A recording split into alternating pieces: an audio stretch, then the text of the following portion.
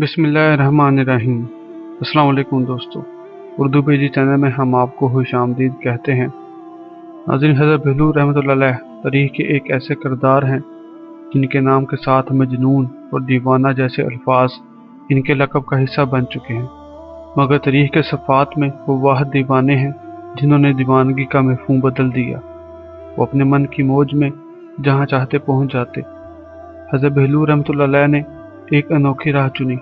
उनकी दीवानगी में छुपी हुई फरजानगी और उनके पागलपन में पोशीदा होशरबा हक़ायक़ ने अवाम को आपके करीब कर दिया। वो ना किसी को सताते थे, ना परेशान करते थे, अलबत्ता अपने जुनून में अपनी दानिशमंदी को छुपाए हर वक्त लोगों की मदद करने को तैयार रहते थे। हज़रत बेहलूल रहमतुल्लाह अलैह का असल नाम वहाब बिन अमर था और जाए पैदाइश कूफा बताई जाती है। जिस तरह वो अपने दौर में एक मकबूल शख्सियत थे, इसी तरह हर दौर में वो एक पसंदीदा किरदार रहे हैं और आज तक उनकी हकायात हज़रत बेहलूल दाना रहमतुल्लाह अलैह के नाम के साथ साथ दिलचस्पी और शौक से कही और सुनी जाती हैं। वीडियो शुरू करने से पहले नए आने वाले दोस्त अहबाब से गुजारिश है कि हमारे चैनल उर्दू पेजेस को सब्सक्राइब करके साथ मौजूद घंटी के बटन को दबा दें।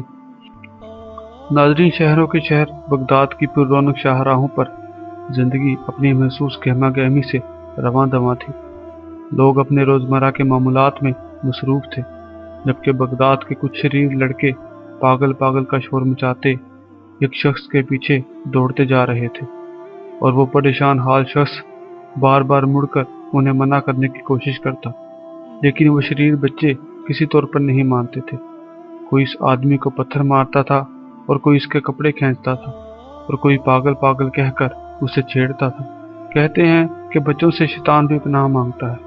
वो आदमी बच्चों को मना कर करके थक गया तो उसने हाथ जोड़ दिए और उन नन्हे शैतानों से बोला, खुदा के लिए मेरा पीछा छोड़ दो, मैं पागल नहीं हूँ। इसकी आवाज़ में गमगीनी और उसकी आंखों में नमी थी, जबकि लड़के खिलखिलाकर हंस रहे थे। इतने में एक कड़कदार आवाज़ में किसी ने कहा, ठहर जाओ शैतान के चेलों, मैं अभी तुम्हें सीधा करता हूँ। लड़कों ने इस आवाज़ की सिमत मुड़कर देखा तो हज़रत बेहलूल रहमतुल्लाह अलैह अपना असा लहराते चले आ रहे थे और कहने लगे, तुम लोगों को शर्म नहीं आती? एक शरीफ आदमी को तंग करते हो, क्यों बेचारे अजनबी को परेशान कर रहे हो? चलो भागो यहाँ से। हज़रत बेहलूल रहमतुल्लाह अलैह ने लाठी उठाई तो लड़के सर पर पैर रखकर भाग निकले। ये सब देखकर उस अजनबी शख्स की जान में जान आई। उसने अपना लिबास दुरुस्त किया और हाँफता हुआ हज़रत बेहलूल रहमतुल्लाह अलैह का शुक्रिया अदा करने लगा और कहने लगा, अगर आप ना आते तो ये शरीर लड़के सच में मुझे पागल कर देते। ये सब कहते उस आदमी की आंखें नम हो गईं। हज़रत बेहलूल रहमतुल्लाह अलैह ने उस आदमी की तरफ देखा। वह शक्ल और सूरत और लिबास से अजनबी मालूम होता था। उसके चेहरे पर परेशानी और अफलास के असर नुमायां थे। हज़रत बेहलूल रहमतुल्लाह अलैह ने हमदर्दी से पूछा, भाई तुम अजनबी मालूम होते हो, हमारे इस शहर ने तुम पर जो जुल्म किया है कुछ तो मैंने अपनी आंखों से देख लिया है और कुछ तुम सुना दो कि जिससे तुम्हारी आंखों में आंसू भर दिए हैं। उस आदमी ने एक आह भरी और कहने लगा, आप दुरुस्त फरमाते हैं, इस शहर ने मुझे पागल बनाने में कोई कसर नहीं छोड़ी।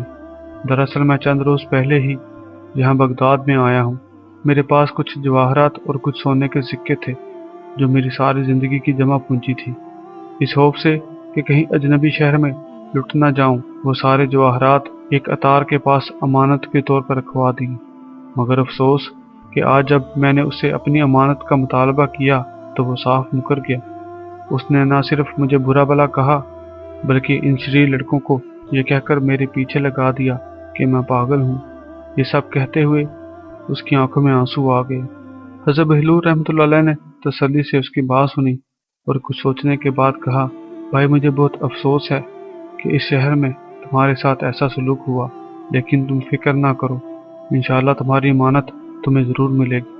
वो आदमी मायूस हो चुका था और कहने लगा, मुझे यकीन तो नहीं आता क्योंकि वो अतर फरोश हर दर्जा का चालाक और मकार आदमी है, लेकिन उम्मीद पर दुनिया कायम है, इसलिए मैं भी अपनी टूटी हुई आस फिर से जोड़ देता हूँ।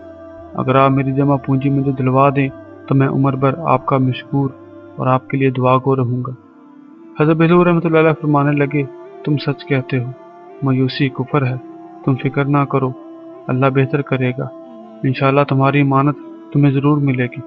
یہ سن کر اجنبی بولا کہ اللہ آپ کا بھلا کرے۔ حضرت بہلول رحمۃ اللہ علیہ نے اس اجنبی سے اس عطر فروش کا پتہ لے لیا، اور حضرت بہلول رحمۃ اللہ علیہ اس اجنبی کو ہدایت کرتے ہوئے کہنے لگے کہ کل اسی وقت تم پھر اس عطر فروش کی دکان پر آ جانا اور اسے اپنی امانت کا مطالبہ کرنا۔ اجنبی گھبرا کر کہنے لگا، نہیں جناب، اب میں اس مکار کی دکان پر دوبارہ نہیں جاؤں گا، پہلے اس نے میرے ساتھ کیا کچھ نہیں کیا۔ حضرت بہلول رحمۃ اللہ علیہ نے کہا کہ پہلے پوری بات تو سن لو، تمہیں اس قدر گھبرانے کی ضرورت نہیں، میں اس کی دکان پر پہلے سے موجود ہوں گا اور یہ میرا ذمہ رہا کہ وہ تمہیں کچھ نہیں کہے گا۔ حضرت بہلول رحمۃ اللہ علیہ نے اپنی بات پر زور دیتے ہوئے کہا۔ اگلے روز حضرت بہلول رحمۃ اللہ علیہ اس عطار کی دکان پر پہنچے اور آپ کے ہاتھ میں ایک تھیلی تھی۔ آپ نے اس عطر فروش کو سلام کیا اور بولے، جناب میں کچھ عرصہ کے لیے ہراساں جا رہا ہوں، دور کا سفر ہے، پتہ نہیں واپس آ سکوں کہ نہیں، راہ میں چور ڈاکوؤں کا بھی خطرہ ہے، اور یہ میری جمع پونجی ہے جس میں کچھ جواہرات اور سونے کی اشرفیاں ہیں، آپ انہیں میری امانت سمجھ کر اپنے پاس رکھ لیں۔ اگر میں 3 ماہ تک واپس آ گیا تو آپ سے اپنی امانت لے لوں گا، اور اگر مجھے واپس آنا نصیب نہ ہوا تو آپ اس رقم سے کوئی مسجد بنوا دینا۔ حضرت بہلول رحمۃ اللہ علیہ نے سنجیدگی سے کہا۔ عطر فروش نے تھیلی ہاتھ میں لی، اس تھیلی کا وزن محسوس کر کے وہ دل ہی دل میں بہت خوش ہوا اور بولا، حضرت آپ کا کہا سر آنکھوں پر، آپ خیر کی باتیں کریں، انشاءاللہ آپ ضرور واپس آئیں گے اور اپنی امانت اسی طرح محفوظ پائیں گے۔ حضرت بہلول رحمۃ اللہ علیہ فرمانے لگے کہ میں آپ کا بہت شکر گزار ہوں، آپ نے میری پریشانی دور کر دی۔ اس کے بعد حضرت بہلول رحمۃ اللہ علیہ نے وہ تھیلی اس عطر فروش کے حوالے کر دی۔ عین اسی وقت وہ اجنبی بھی دکان پر آ پہنچا اور بڑی لجاجت سے بولا، جناب میں نے جو امانت آپ کے پاس رکھوائی تھی، براہ کرم اسے عنایت فرما دے۔ عطر فروش سوچنے لگا کہ اس اجنبی کو کیا جواب دے، اگر وہ انکار کرتا تو حضرت بہلول رحمۃ اللہ علیہ مشکوک ہو جاتے، اور کیا خبر وہ اپنی امانت واپس لے جائیں اور کسی دوسرے کے پاس رکھوا دیں۔ حضرت بہلول رحمۃ اللہ علیہ کی تھیلی اس اجنبی کی تھیلی سے زیادہ وزنی تھی، اور حضرت بہلول رحمۃ اللہ علیہ خلیفہ ہارون کا رشتہ دار بھی تھا، اور ان کو اکثر و بیشتر خلیفہ سے نذرانے بھی ملتے رہتے تھے، یقیناً اس کے جواہرات زیادہ قیمتی ہوں گے۔ یہ سوچ کر اس نے اپنے ملازم سے کہا کہ وہ اجنبی کی تھیلی واپس کر دے۔ اس اجنبی نے وہ تھیلی لی اور دعائیں دیتا ہوا وہاں سے چلا گیا، اور حضرت بہلول رحمۃ اللہ علیہ بھی عطر فروش کو خدا حافظ کہہ کر رخصت ہو گئے۔ عطر فروش نے بے قراری سے وہ تھیلی کھولی تاکہ اس کی مالیت کا اندازہ کر سکے۔ یہ دیکھ کر اس کی آنکھیں کھلی کی کھلی رہ گئیں کہ تھیلی میں لوہے اور کانچ کے ٹکڑے بھرے ہوئے تھے۔ اس طرح حضرت بہلول رحمۃ اللہ علیہ نے اپنی ذہانت اور فراست سے ایک اجنبی کو اس کی امانت دلوا دی۔ حضرت بہلول رحمۃ اللہ علیہ جرات و بے باکی، حق گوئی اور مظلوموں کی حمایت کے علمبردار تھے۔ وہ اس دور میں بادشاہ پر کھلے عام تنقید کرتے جب کوئی بادشاہ کے خلاف زبان کھولنے کا تصور بھی نہیں کر سکتا تھا۔ آپ کی دانش مندی اور ذہانت نے کبھی اس کا موقع نہیں دیا کہ آپ کے کسی لفظ پر گرفت کی جا سکے۔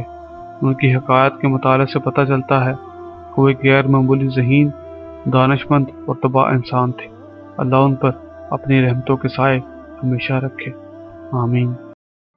دوستو امید ہے آپ لوگوں کو یہ ویڈیو ضرور پسند آئی ہوگی۔ اگر آپ ایسے ہی ویڈیوز دیکھنا چاہتے ہیں تو ہمارے چینل اردو پیجز کو سبسکرائب کر لیں اور ہمیں اپنی قیمتی رائے سے ضرور آگاہ کریں، اور اس ویڈیو کو اپنے دوست احباب کے ساتھ واٹس ایپ اور فیس بک پر ضرور شیئر کریں۔ پھر ملاقات ہوگی ایک نئی ویڈیو کے ساتھ، تب تک اللہ حافظ۔